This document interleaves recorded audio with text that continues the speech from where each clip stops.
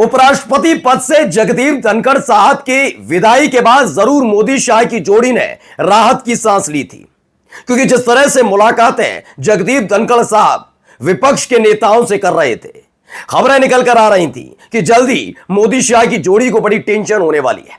लेकिन इन सब के बाद भी राहत की बात नहीं है, क्योंकि भारतीय जनता पार्टी अब दो फाड़ हो चुकी है। मोदी शाह कमजोर होते नजर आ रहे हैं और आरएसएस की तरफ से एक ऐसा संकेत खुल्लम खुल्ला मोदी शाह को दे दिया गया है कि उपराष्ट्रपति पद से जगदीप धनखड़ साहब की विदाई के बाद अपने किसी खासम खास को उस पद पर बिठाकर वही जो लंबे समय से जगदीप धनखड़ साहब उपराष्ट्रपति बनकर कर रहे थे, वैसा करने की कोशिश पर पानी फिरता नजर आ रहा है। एक संकेत यह निकल कर आया है कि इस बार अगर अपने मनपसंद व्यक्ति को एनडीए का प्रत्याशी मोदी शाह ने बनाया तो क्रॉस वोटिंग होगी, और इतनी तगड़ी क्रॉस वोटिंग होगी, यकीन मानकर चलिए इंडिया गठबंधन का प्रत्याशी आसानी से जीत जाएगा। कई मोर्चों पर मोदी शाह घिरे हुए हैं।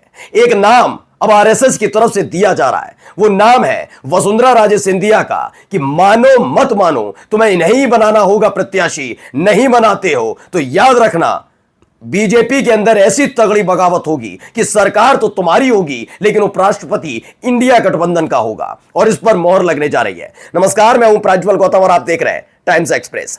जी हां, उपराष्ट्रपति पद को लेकर इस बार किसी और ने नहीं, आरएसएस ने ऐसा खेल किया है कि दिल्ली में बेचैनी है। बड़ी टेंशन में चल रहे हैं मोदी शाह, समझ नहीं पा रहे कि पिछले वाले को इस्तीफा दिलवाकर गलत किया या नए वाले नाम पर सहमति न जताकर हम नई मुसीबत मोल ले रहे हैं। यार, कोई जानता है कि धनखड़ साहब का जो व्यवहार था वो लोकसभा चुनाव के बाद बदलता नजर आ रहा था। लोकसभा चुनाव तक वो किस तरीके से अपने हर एक चीज को डिफेंड करते थे, चाहे वो नरेंद्र मोदी साहब के सामने उपराष्ट्रपति होते हुए भी झुकते नजर आते हो या कुछ भी हो, वो सत्ता के सामने उपराष्ट्रपति का एक समर्पण था कि उन्हीं की कृपा से मैं उपराष्ट्रपति बना हूं। लेकिन साल 2024 के बाद कहीं ना कहीं उन्हें लगने लगा था कि अब फजीयत ज्यादा हो रही है, अब यह सहा नहीं जाएगा। इसीलिए पहली बार किसानों का मुद्दा उठाया, दूसरी बार वो अरविंद केजरीवाल से मुलाकात कर लेते हैं, अलग अलग मुद्दों पर सरकार की पोल खोलते हैं। जिस जज को बचाने के लिए सारे सिस्टम को झोंक दिया जाता है, उसके लिए महाभियोग की प्रक्रिया को शुरू करवा देते हैं, और आखिरकार क्या होता है? विदाई। ये विदाई कैसे हुई, अब ये समझाने का वक्त नहीं है और ना बताने का, क्योंकि ये पहले भी आप सुन चुके हैं। नए नाम को लेकर पेच फंसा है। पहले पढ़िए, सूत्रों के हवाले से खबर है, गुजरात लॉबी में हड़कंप मचा है उपराष्ट्रपति चुनाव को लेकर। ये उपराष्ट्रपति पद के चुनाव को लेकर बड़ा भयंकर हिसाब किताब वहां बना हुआ है। खबर क्या है? उपराष्ट्रपति चुनाव को लेकर गुजरात लॉबी में भारी बेचैनी और हड़कंप की स्थिति बनी हुई है। आशंका जताई जा रही है कि मोदी शाह से नाराज संघ के करीबी कुछ सांसद क्रॉस वोटिंग कर सकते हैं। यह बता दिए संघ के करीबी। अब आप समझ लिए, अगर आप लोग अब भी ये नहीं समझ पा रहे कि ये भी आज भी मोदी शाह वाली बीजेपी है, तो आप गलत हैं। दरअसल इसमें ज्यादातर अब संघ के करीबी सांसद हैं। मोदी शाह वाले ज्यादातर सांसद चुनाव हार चुके हैं, इसीलिए 240 पर सिमटी हुई है। और यह मोदी शाह भी जानते हैं कि अगर संघ ने कोई बात कही है तो उसको सुनना पड़ेगा, क्योंकि 17 सितंबर करीब है, 75 साल पूरे होंगे, कुर्सी भी जाएगी और उसके साथ साथ विदाई ऐसी होगी जैसी विदाई आपने जगदीप धनखड़ साहब की है। आगे पढ़िए, आशंका जताई जा रही है कि मोदी शाह से नाराज संघ के करीबी कुछ सांसद क्रॉस वोटिंग कर सकते हैं, जिससे मोदी शाह के दबदबे को भी बड़ा झटका लग सकता है। अब क्रॉस वोटिंग का मतलब आप समझते ही हैं, क्योंकि एनडीए की तरफ से एक और इंडिया गठबंधन की तरफ से एक, दो अलग अलग प्रत्याशी उतरेंगे और क्रॉस वोटिंग होगी। यानी एनडीए का जो प्रत्याशी, उसे बीजेपी के सांसद वोट कास्ट करेंगे ही नहीं। किसे कर देंगे?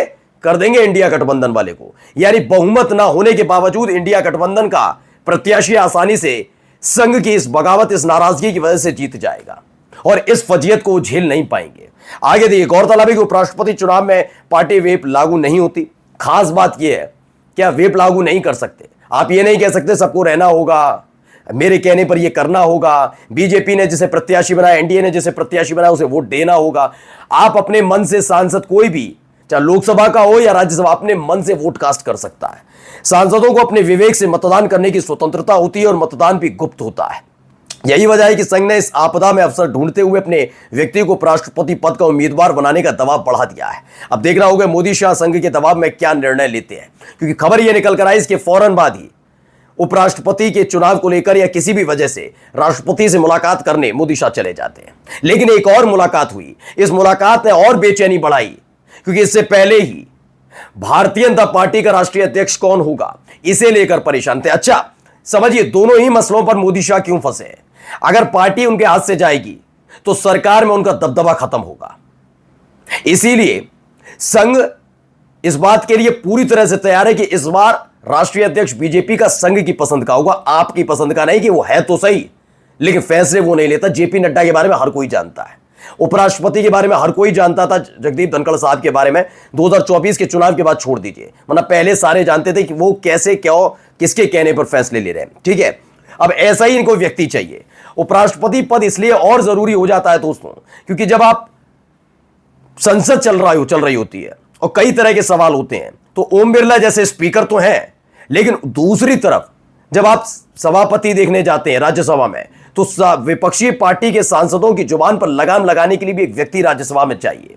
मतलब लोकसभा में तो आप रोक लेंगे स्पीकर का इस्तेमाल करके, लेकिन राज्यसभा में कैसे रोकेंगे। उपराष्ट्रपति के बाद कई और ताकतें होती है जिससे सरकार और मजबूत होती है।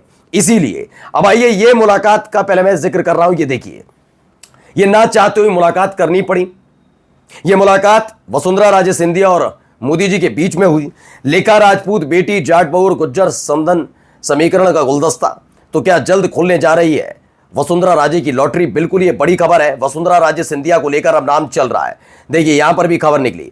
पूर्व सीएम वसुंधरा राजे की दिल्ली दस्तक, मोदी और शाह से मुलाकात ने बढ़ाई सियासी सरगर्मी। ये तमाम मुलाकातें तेज रफ्तार से हो रही हैं, लेकिन वसुंधरा राजे सिंधिया के नाम को लेकर भी बेचैनी इसलिए है क्योंकि हर कोई जानता है कि वसुंधरा राजे सिंधिया का पॉलिटिकल करियर चौपट करने के लिए इस गुजरात वाली जोड़ी ने एड़ी चोटी का जोर लगाया था। इन्हें लगा था राजस्थान में भी हम जो चाहेंगे वो होगा।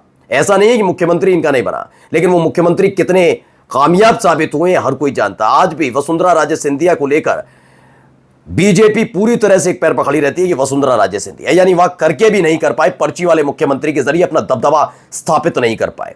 वसुंधरा राजे सिंधिया का नाम इससे पहले राष्ट्रीय अध्यक्ष पद के लिए चल रहा, तब बेचैन थे क्योंकि ये जानते हैं कि वसुंधरा राजे सिंधिया इनकी बात सुनने वालों में से एक नहीं है। वो उपराष्ट्रपति पद का सम्मान रखेंगी, और अगर वो खड़ी होंगी और इस सामने आए तो इनको नमस्कार करना होगा। वो उल्टा इनसे नमस्कार करने के लिए झुकेंगे नहीं, जैसे जगदीप धनखड़ साहब करते थे।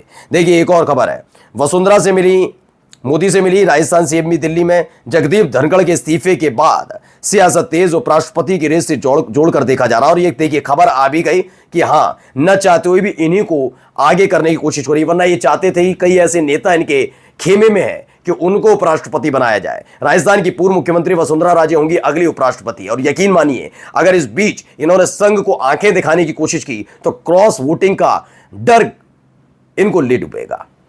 कभी जाते जाते, क्योंकि इनका तो 75 साल पूरे होने वाले, जाते जाते कभी नहीं चाहेंगे कि सत्ता में रहते हुए भी अपनी ही पसंद का, मतलब एनडीए का ये प्रत्याशी नहीं जिता पाए उपराष्ट्रपति पद के लिए। इसलिए माना जा रहा सरेंडर कर दिया गया है। अगर सरेंडर नहीं करेंगे तो इंडिया गठबंधन का प्रत्याशी उपराष्ट्रपति होगा। लिख कर ले लीजिए। नमस्कार।